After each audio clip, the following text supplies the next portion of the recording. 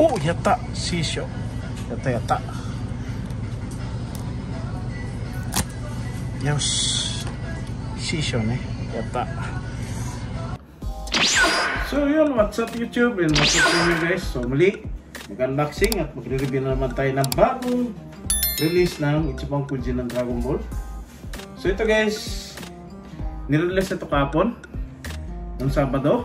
Ayan, so bumunot tayo guys ng 9 tickets. So nakita nyo naman siguro sa mga nakapanood ng content natin na pagbunot natin sa panghuling siyam na bunot, nakuha natin yung prize C na Revival Son Goku vs Frieza figure. So ito guys, hindi ito Master Lice. So pero medyo may kabigatan nito guys, no? So syempre, wag natin guys patagalin, and i-unboxing na natin to guys. Okay?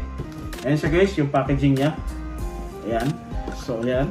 So may kabigatan siya guys, pero wag tayo gano'ng mag-expect kasi yung brand nitong ano na to, ito yung unang release ng Ichiban Kuji ng One Piece, yung Revival Moment. Okay?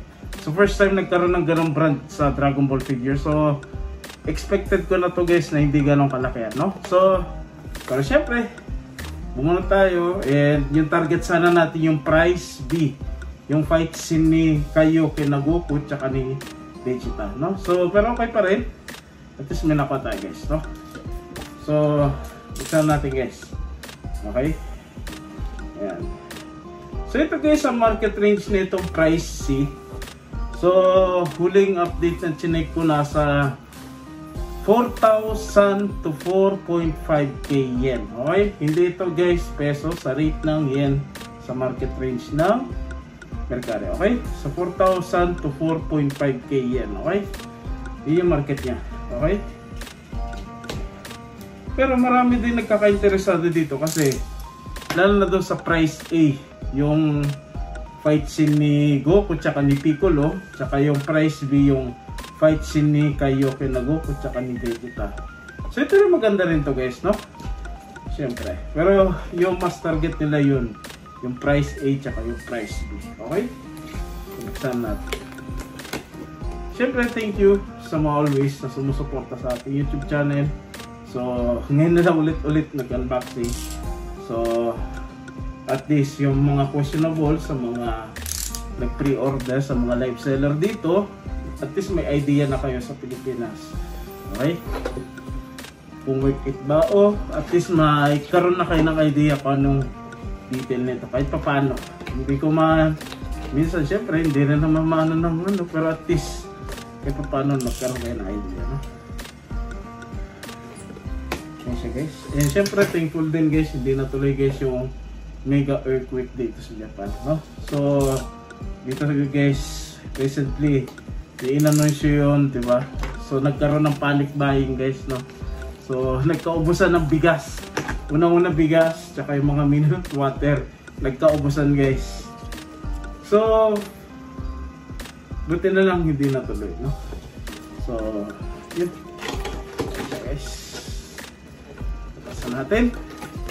Oh, in fairness guys, nakaklam siya guys, in fairness. Ayan, nakaklam. So ilabas na natin guys. 3, 2, 1. Oh,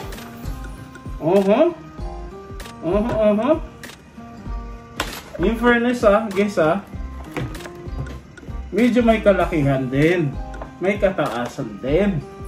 Ayan siya guys. Okay, so ilabas na natin bago magkapunuhan na naman ng memory sa ating phone, no? Ayan.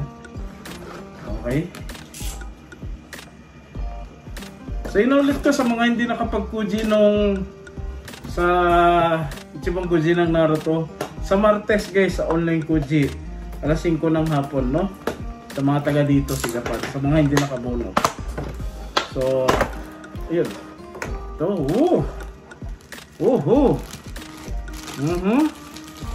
Mas mana natin. Mas makita natin ng buong buo. Okay. Sa atin. Yan. Oh, wow.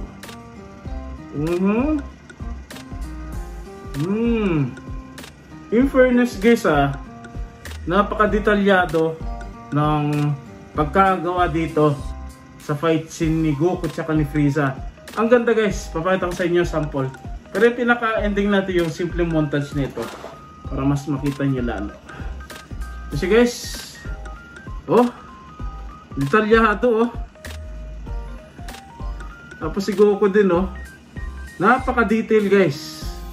Ang ganda. Tapos wala nang foot support kasi ito na yung pinaka-diorama niya na stand. Ang ganda. Ang ganda na ito guys. No? Goods. Goods na goods. Ayan Ang ganda. Sobrang goods. So kung ito 10 out of 10. So sa akin 9 out of 10 tayo dito guys.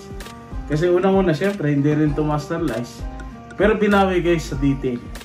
So inulit ko guys sa market range nito sa Mercari.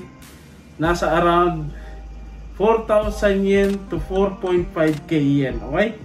So sa Pinas hindi ko alam kung magkano bitawan niya sa mga seller dito guys. So goods. So try na lang natin kumpletuhin yung price A tsaka yung price B kasi hindi rin naman ganong kamahalan. So, pero baka hindi ko na ma-unboxing video. Pero yun, at least sa mga naka-order nito sa mga live seller dito sa Pinas at sa questionable, ayan, ito na kahit paano. And syempre, pinaka-ending natin guys dito yung may simpleng montage natin guys. So, kahit paano, sana nakatulong sa mga collector dyan sa Pilipinas, yung sa mga questionable. So, yun lang guys. And abangan nyo pa sa mga susunod na Ichiban Kuji. So, ewan ko lang paano pa yung upcoming. Basta sa Martes guys, sa mga hindi nakapag-Kuji ng Naruto, online Kuji sa Martes, alas 5 ng hapon. So, agahan nyo na lang para makabunot kayo guys. No? Yan lang guys. Ingat tayo lahat. Keep safe everyone. Good night and God bless.